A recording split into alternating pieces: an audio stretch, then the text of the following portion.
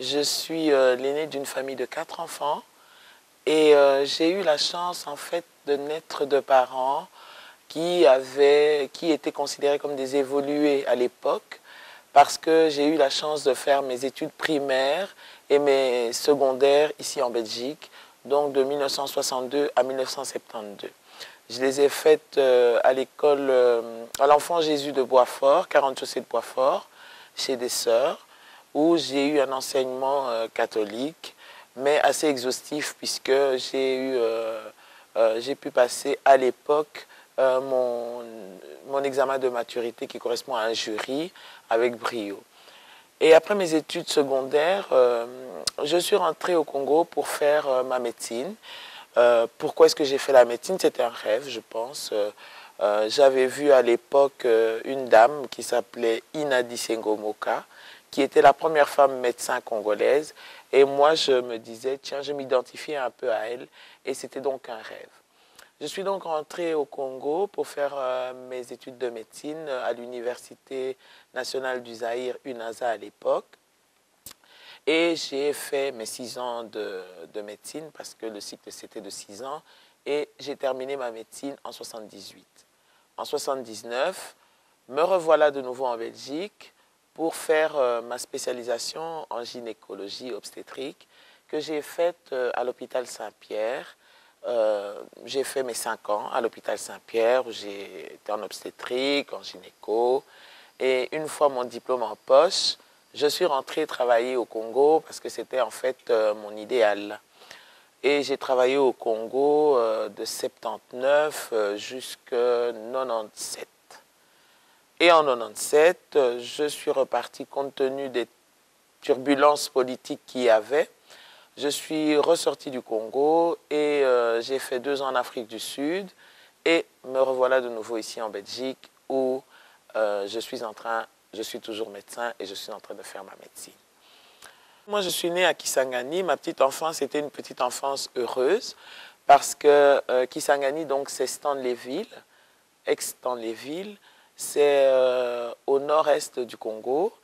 Et moi, j'ai beaucoup apprécié ma petite enfance parce que je suis né dans une famille, je suis l'aîné de 4 enfants, et donc je suis né dans une famille, entre guillemets, d'évolués. Mon père, à l'époque, était directeur à la Boussira Lomami, qui était en fait comment je vais dire, un holding industriel.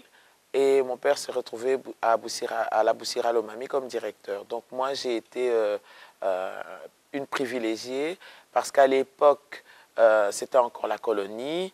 On ne pouvait pas accéder à l'école des Blancs, entre guillemets, comme ça. Mais moi, j'ai eu cette chance-là parce que bon, mon père étant directeur à la Boussira Lomami et travaillant avec des Blancs, donc j'ai pu aller à l'école des Blancs en tant qu'enfant d'évoluer. Et donc j'ai étudié à Sainte-Thérèse de Stanleyville à l'époque, une école de religieuse où la majorité des élèves étaient des Blancs ou alors des enfants d'évoluer comme moi. On n'avait pas beaucoup de contact avec les Européens à l'époque, on était juste dans les mêmes classes, mais disons qu'il y avait une espèce de caste d'enfants d'évoluer que nous avons rencontrés. Il n'y avait pas beaucoup d'enfants d'Européens, mais il y en avait quand même, qui étudiaient avec nous, mais on se comportait comme des enfants normaux à l'école. Mais une fois que nous passions la grille de l'école, eh bien, chacun rentrait chez lui. Nous habitions à l'époque la ville, mais la plupart d'enfants d'évoluer habitaient encore la cité. Mais au point de vue enseignement, au point de vue comportement par rapport aux sœurs, bon, à l'époque, ça se valait, que ce soit une blanche ou un blanc, que ce soit une Congolaise de l'époque. Bon, ça se valait au point de vue enseignement. Et évidemment, vous savez que pour accéder à l'école des Européens, on venait dans vos maisons, voir si vous dormiez dans un lit, voir si vous mangiez avec couteau et fourchette à table et voir si vos parents avaient un minimum de connaissances en français. N'accédez pas à cette école-là n'importe qui. Donc il y avait quand même une sélection, entre guillemets, comment dirais-je, une sélection entre guillemets qui se faisait par rapport au modus vivendi de l'époque, qui devait plus ou moins s'approcher à la façon européenne. Jusqu'à ma petite enfance, j'ai vécu à Kisangani. Alors de Kisangani, mon papa, à l'époque, s'était entendu avec ses directeurs pour me faire venir en Belgique parce qu'il estimait, je pense à l'époque, que la meilleure formation c'était en Belgique. Donc me revoilà dans un avion à l'âge de 7 ans et demi, 8 ans, pour la Belgique, qui était un pays tout à fait inconnu pour moi. Mais on ne partait pas de la Belgique, de Kisangani en Belgique. On devait faire une escale à Kinshasa et de Kinshasa, on devait venir. Et donc, j'ai fait une escale à Kinshasa chez mon oncle à l'époque, qui était lui aux affaires étrangères. Je n'ai pas étudié à Kinshasa parce que bon, c'était une question de jours, hein, le temps que les documents que mon père a fait envoyer en Belgique arrivent. Et donc, j'ai quitté Kinshasa le 2 septembre 1962 à bord d'un avion Air Congo pour venir en Belgique. J'avais vu M. Demotte à l'époque, un des directeurs de mon père, qui était chargé de venir m'accueillir à l'aéroport. Et donc, excité, petite fille, j'étais sûr que j'allais le reconnaître. Alors, une fois arrivé à Bruxelles, après 14 heures de vol, je suis arrivé et devant moi, j'ai vu des blancs. Et pour moi, tous ces blancs-là se ressemblaient. Donc, j'étais un peu paniqué parce que je ne reconnaissais pas M. Demotte. Tous les blancs qui passaient, je disais, ah oui, il ressemble à M. Demotte, mais ce n'était pas lui. Mais M. Demotte avait une photo de moi. Et donc, quand on est arrivé, et à l'époque, on voyageait avec les petits macarons sur le torse, là, où on écrivait Isabelle Kidichaud, machin, etc., etc. Et alors, M. Demotte m'a reconnu et j'ai donc été accueilli par M. Demotte. Un petit peu paniqué parce que j'étais coupé de ma famille, les repères affectifs et familiaux m'ont manqué, mais bon, quelque part, je crois que j'étais une aventurière dans la tête. Et donc, j'ai pu, comment dirais-je, dormir chez les Demotte. Évidemment, quand je suis arrivé, il y avait des poupées dans la chambre. J'étais émerveillé parce qu'une poupée à l'époque, bon, même si on était enfant d'évoluer, on n'avait pas des poupées comme on voulait. Mais là, c'était une chambre d'enfants tapissée et les enfants de M. Demotte n'étaient pas là, ils étaient à l'internat à l'époque. Donc moi, j'ai pu dormir dans une chambre, je pense la chambre de leur fille, 24 heures, et enfin, c'est la nuit, et le lendemain, on m'a conduit à l'école. Et j'étais toute contente d'arriver à l'école parce que je savais que mes cousines, les filles de mon oncle, s'y retrouvaient. Donc, quelque part, je retissais de nouveau mes liens familiaux. Bon, je suis arrivée, c'était dans un internat de religieuses, donc avec une structure établie pour toutes les élèves qui étaient à l'internat. Bon, mon apprentissage a été un peu facilité puisque mes cousines s'y trouvaient déjà depuis plus d'1 an. Et donc, elles m'ont prise en charge en me disant, ici, ça se fait comme ça, comme ça, comme ça, comme ça. Et donc, il fallait se lever à une certaine heure. Bon, ça, c'est à la maison aussi, en Afrique, c'était pareil. Il fallait se lever à partir d'une certaine heure. On descendait, on avait des uniformes. On avait des uniformes et j'étais toute contente d'avoir un uniforme. Je trouvais qu'il était beau, cet uniforme, à l'époque. Et on avait un réfectoire, il y avait plein d'enfants blancs, pas comme à Kisangani, hein, donc plein d'enfants blancs. Et bon, au point de vue structure de l'internat, ça a été facile. Pour ce qui concerne le climat, bon, ben, quand on est petit, on ne s'en fait pas beaucoup. Hein. On s'en fait pas beaucoup. Je me souviens que la première fois que j'ai vu la neige, j'étais émerveillé parce que c'était un 24 décembre. À l'époque, il neigeait en tout cas tous les soirs de 24 de décembre. Et donc, j'ai vu la neige pour la première fois le 24 décembre. Je suis descendu, j'ai touché cette neige et j'ai dit, oh, mais c'est comme dans les frigos en haut, là, dans les freezers, quand on gratte la glace, c'est à peu près la même chose. Et donc, c'était mon premier contact avec la neige, 3 mois après mon arrivée, puisque je suis arrivé en septembre. Après chaque année académique, on rentrait au Congo pour les vacances. Donc, on gardait quand même le lien avec le pays. Mais je me souviens que quand j'ai eu 18 ans, donc à la fin de mes humanités, il y avait un problème d'identité qui se posait. Parce que, ayant vécu toute ma petite enfance et puis mes secondaires ici, quelque part, on ne sait plus très bien qui on est.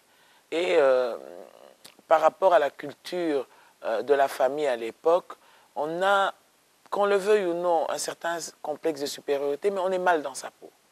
Alors moi, j'ai demandé à mes parents de pouvoir faire l'université au Congo pour pouvoir rester d'abord avec mes parents et pour pouvoir un petit peu me remettre dans le bain africain. Et donc, j'ai fait mes études universitaires au Congo, donc ma médecine. Et là, ça a été vraiment le choc parce que j'ai appris à revivre au Congo, mais en tant qu'adulte, puisque j'avais plus de 18 ans.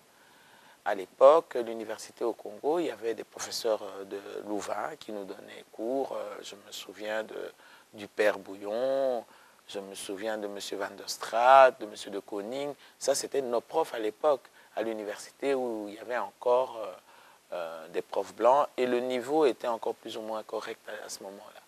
Donc, on a étudié, on a fait la médecine. Moi, j'ai terminé mes humanités avec une 72%. Je n'avais jamais eu des problèmes à l'école parce que, bon, Dieu merci, il semble que j'étais une bonne élève, même si j'étais parfois indisciplinée et chahuteuse, mais bon, j'étudiais bien. Et alors, mon choc, c'était que quand j'ai commencé ma première année université, la première session, j'étais à journée partielle avec 4 examens. Alors là, ça m'est tombé comme une douche froide parce que j'avais jamais eu l'habitude de repasser des examens. Et alors là, je me suis mise à la tâche et bon, voilà, j'ai fait mon cursus de médecine tout à fait normalement. Et quoi qu'on dise, les études de médecine là-bas, au point de vue pratique, nous donnaient accès à des stages pratiques assez importants. Oui, donc quand j'ai terminé mes études de médecine en 78, parce qu'on a fermé l'université, et patati patata, en 78, mais le temps de faire les démarches pour revenir ici, j'ai demandé à mes parents de venir en Belgique pour faire une spécialisation. Je voulais devenir gynécologue. Alors, bon, les démarches étant faites, je me suis retrouvé en Belgique ici, à l'hôpital Saint-Pierre, à l'ULB, à l'hôpital Saint-Pierre, où j'ai fait toute ma spécialité de gynéco. Évidemment, au point de vue théorie, ils étaient beaucoup plus avancés, mais au point de vue pratique, j'étais beaucoup plus avancé que la plupart des médecins avec lesquels je commençais ma formation de postgradué. J'ai eu la chance quand même d'avoir des parents assez fortunés et aisés. Donc j'avais mon petit appartement et une chambre, et puis ma voiture, et puis je venais à l'UNIF, je venais à l'hôpital. Et je me suis retrouvé en fait comme tous les postgradués de mon année. Chacun avait sa petite voiture, chacun avait son petit appartement ou son cote, et donc on venait à l'hôpital pour notre formation et chacun rentrait chez lui. Donc j'ai fait ma spécialisation, mes 5 ans de spécialisation ici en Belgique, à l'hôpital Saint-Pierre, où j'ai eu à tisser des relations avec les médecins avec lesquels j'ai étudié dans toutes les disciplines, chirurgie, pédiatrie, médecine interne. Et donc j'ai terminé ma formation de gynéco et je suis parti au Congo parce que c'était mon rêve. Je ne pensais pas du tout revenir ici pour venir travailler. Donc je suis rentré au Congo pour exercer mon métier. Et j'avais déjà à l'époque mon fils. Et donc je suis rentré avec lui au Congo. Et arrivé au Congo, bon, j'ai travaillé comme gynécologue, d'abord au centre médical de Kinshasa, qui est une antenne médicale essentiellement supervisée par les Belges à l'époque et maintenant par l'Union européenne. Ça se trouve à Kinshasa. Et on essayait, à l'époque, c'était des médecins blancs qui travaillaient là-bas, parce que c'était le centre Sabine. Mais au fur et à mesure que les Blancs sont partis, ils ont essayé de garder quand même un certain niveau en utilisant les médecins qui avaient été formés dans les universités européennes, essentiellement belges. Je ne me suis jamais mariée. J'ai 2 enfants à moi, mais j'en ai 5 chez moi. Ce sont des enfants que j'ai désirés. On ne peut pas tout avoir. Hein. Peut-être que le mariage, ce n'était pas ma tasse de thé. Mais la profession de maman, c'était peut-être ça. Oui, j'ai décidé d'avoir mes enfants. Avec les pères, il n'y a pas de problème pour la simple raison que, bon, ils savent qu'ils ont des enfants. Ils peuvent les contacter chez moi. J'ai mes enfants avec moi, je les éduque. Bon, ma fille est née à Kinshasa. Mon fils est né ici. et il a étudié à Kinshasa et puis il est revenu ici. Ma fille est née à Kinshasa et depuis bébé, hein, parce que chaque année, quand j'étais au Congo, chaque année, je venais en Belgique en vacances. Comme vous partiez en Italie, en Suisse, moi, chaque année, je revenais en Belgique en vacances parce que c'était un besoin. C'était un besoin. Vous savez, quand on a un parcours comme le mien, c'est vrai qu'on a une nationalité, mais à un moment donné, on se sent un peu citoyenne du monde. Parce que tantôt, je suis africaine, parce que c'est un besoin, c'est mon origine, je ne peux pas la nier, elle est intrinsèque à moi. Mais tantôt, j'ai besoin de la Belgique parce que, qu'on le veuille ou non, c'est une seconde patrie. J'ai été formé ici. Et donc, quelque part, mes relations, mes amis, etc., se retrouvaient ici à un moment donné de ma vie. Et bon, j'ai pu tisser les relations des deux côtés. Et donc, ce besoin de vivre en Belgique, de venir en Belgique tout en vivant au Congo, je crois que c'était la meilleure formule. L'erreur que j'avais faite à l'époque, c'était de ne pas faire valoir mon diplôme au grade légal.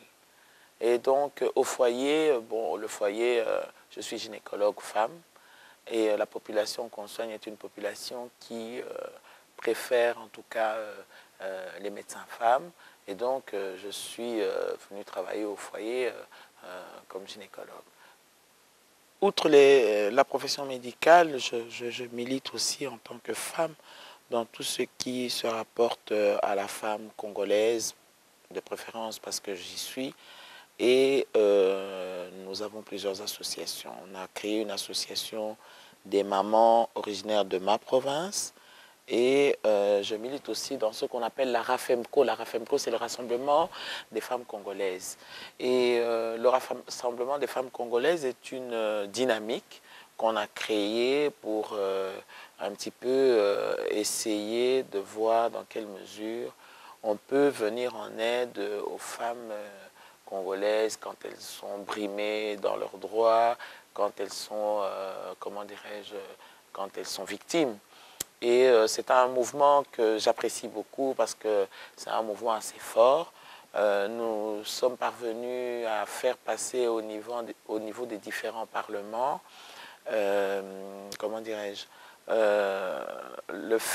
faire accepter au niveau des différents parlements ici en Belgique, de faire accepter qu'il y a viol, violence sur les femmes congolaises à l'est du Congo, dans les zones où il y a des conflits. Ça, c'est quelque chose qui est passé et maintenant, c'est une proposition de résolution qui est devenue une résolution. Et donc maintenant, au moins, on sait que les femmes congolaises sont malmenées et je pense qu'il y a beaucoup de gens maintenant qui se penchent sur ce problème pour essayer de trouver des solutions, c'est-à-dire punir ceux qui ont commis des délits et puis essayer de trouver des voies et moyens pour mener une prévention contre ce fléau qui existe. Néanmoins, au niveau de l'organisation des femmes congolaises de ma province, on essaye quand même de s'organiser ici, d'abord pour se connaître, pour voir dans quelle mesure nous pouvons nous aider ici d'abord en Belgique et pour voir dans quelle mesure nous pouvons essayer d'aider les gens qui sont au Congo. Au moment où je vous parle, on a plusieurs actions sociales que nous menons au niveau du Congo et voilà.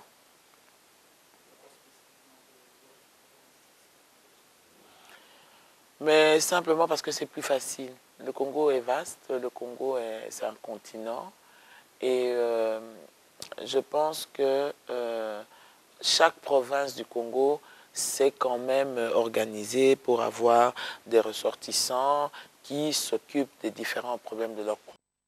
Parce que c'est par affinité, simplement par amour de cette province. Ce n'est pas pour ça que quand il y a des problèmes dans d'autres provinces, nous n'intervenons pas. Hein. Nous intervenons, mais disons que nous axons nos actions sur les problèmes qui se passent essentiellement dans notre province. Je vous donne un exemple. Vous savez qu'en 2000, le Rwanda et l'Ouganda se sont battus dans notre province. Et il y a eu des morts, il y a eu des viols. Aujourd'hui, 7 ans après, 6 ans après, moi j'ai retrouvé tout un quartier de femmes qui ont été violées et qui se sont retrouvées enceintes avec des enfants, en tout cas de 6 à 0 à 1 ou 2 ans qui sont là et qui sont abandonnées à elles-mêmes. Et donc nous avons décidé de prendre ces femmes-là en charge au point de vue habits et tout. D'ailleurs, je salue le foyer qui me prête, qui m'aide souvent pour ne fût-ce qu'intervenir dans la scolarisation, dans l'éducation de ces enfants. Ça, c'est quelque chose d'important parce que, bon, il ne faut pas oublier que ces enfants-là seront les adultes de demain. Il leur faut une base. Dans la RAFEMCO, nous sommes quand même... au départ, nous étions une quarantaine, mais vous savez, comme dans tout, il y a un noyau dur d'une dizaine de femmes qui est toujours active. Et dans l'association de la province orientale, les femmes, nous sommes quand même une quinzaine. Et il y a encore l'association générale de notre province, l'OCAPI, où nous sommes quand même une quarantaine de membres. L'OCAPI, ça, c'est les hommes et les femmes. Bon, disons que la fracture, elle existe, hein, la fracture, elle existe, mais disons qu'au niveau de l'Europe ici, elle est moins bien perçue dans la mesure où la plupart des gens que nous rencontrons dans nos différentes associations sont des gens avec lesquels on a la plupart du temps vécu. Et donc, qu'est-ce que j'allais dire? Les hommes ont leurs idées qu'on appuie et nous, les femmes, on arrive avec nos idées que généralement ils appuient parce que ça va dans le même sens. C'est toujours pour aider la province. Bon, il faut quand même que je vous dise quelque chose, c'est que, bon, ici en Europe, il faut savoir que la plupart des femmes qui sont ici, ce sont elles qui travaillent, c'est-à-dire que c'est elles qui tiennent le ménage. Pourquoi? Simplement parce que, la situation sociale ici en Belgique privilégie quand même la femme. Nous avons, par exemple, un CPS plus rapidement que nos hommes. Nous avons des allocations familiales qui viennent quand même renflouer le budget du ménage. Et la plupart d'entre nous acceptons de faire des boulots, des petits boulots. Ménage, je sais pas moi, souvent ménage, nettoyage, etc., etc. Ce que les hommes congolais généralement n'aiment pas faire. Mais vous savez, quand vous n'avez pas d'autre solution et que vous devez faire bouillir vos marmites, vous ne faites plus de la fine bouche. Hein. Quand je vous parle de ça, ce ne sont pas des femmes qui n'ont pas étudié. Hein. Ce sont des femmes qui, chez elles, ont des diplômes, mais qui, ici, n'arrivent pas à trouver du boulot. Là-dedans, il y a des profs, il y a beaucoup de gens. Mais maintenant, la tendance commence à changer. Hein. Maintenant, la tendance commence à changer parce que, bon, quelque part, on a tapé du poing parce que quand même, on ne peut pas continuer avec un diplôme d'université à faire du netto. Et donc, il y en a qui se démarquent, qui trouvent des filières, les Cap Emploi, les formations et tout ça, commencent à faire sortir la plupart de ces femmes-là dans le carcan des femmes disons, des nettoyeuses et des ouvrières, quoi. Retenez quand même une chose, hein, c'est que le Congo actuel et ce qui se passe ici en Belgique, il n'y a pas beaucoup de différence. Hein. Les femmes ont toujours été actives pour faire... notre priorité à nous, c'est de faire vivre nos enfants. On a des enfants et quelque part, la femme africaine, elle est responsable. Elle ne peut pas se permettre de ne pas nourrir ses enfants. Elle utilisera tous les moyens qui sont en sa possession pour faire nourrir ses enfants. Ça, c'est la priorité. Bon, les hommes, bon, c'est vrai que les hommes, à ce moment-là, ils sont un petit peu déphasés. Mais ce qui est sûr, c'est que quand moi j'ai mon argent, si j'ai un ami ou un compagnon ou un mari, je suis désolé, il n'est pas ma priorité. Hein. S'il veut, il n'a qu'à amener. Parce que si moi, aujourd'hui, je me décarcasse pour trouver un boulot, il doit finir par accepter de trouver aussi un boulot. Les choses ont changé. Hein. Les hommes congolais, maintenant, commencent à accepter les petits boulots parce qu'il n'y a pas le choix. Il n'y a pas le choix. Et voilà, quoi. Si ça déstructure le ménage, non. Je crois que c'est dans n'importe quel ménage. Hein. Je crois qu'il doit y avoir au départ une base. C'est vrai que pour les hommes, ce n'est pas évident, c'est pas facile d'accepter ce genre de situation. Mais ça, c'est un complexe masculin qui n'est pas inhérent à la population congolaise. C'est partout dans le monde. Mais quelque part, bon, c'est comme ça, quoi. C'est comme ça. C'est une situation que nous vivons, que nous traversons. Et avec les revendications que les étrangers font, les choses commencent à changer.